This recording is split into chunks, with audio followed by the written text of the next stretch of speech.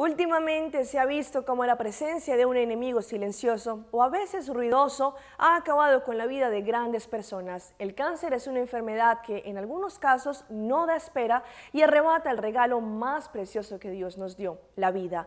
En Aruba hemos visto como muchas mujeres han librado esta dura batalla. Una de ellas es una joven venezolana que tiene una linda familia y que necesita la ayuda de muchas personas para sortear esta difícil etapa de su vida. Ella es Carolina Altuve.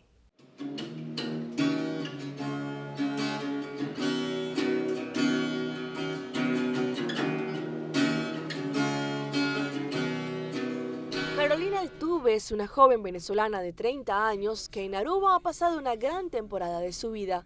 Aquí formó una linda familia y su nombre es reconocido en emisoras radiales, eventos de One More o en enseñanzas de idiomas. Esta hermosa luchadora hoy necesita la ayuda de todos. Durante los últimos meses le diagnosticaron un tipo de cáncer que ha sido difícil de tratar por especialistas médicos, pero que, como su familia lo dice, están aferrados a la mano del que todo lo puede, Dios.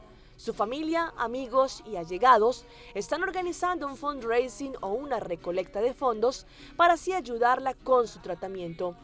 Esta recolecta se llevará a cabo este próximo 29 de agosto en los parqueaderos de la iglesia Maranata. Allí todos pueden hacer sus donaciones y apoyar a esta joven. Recuerden que un aporte mínimo puede hacer la diferencia. Para más información de cómo aportar con Carolina Altuve, pueden entrar en su cuenta de Facebook.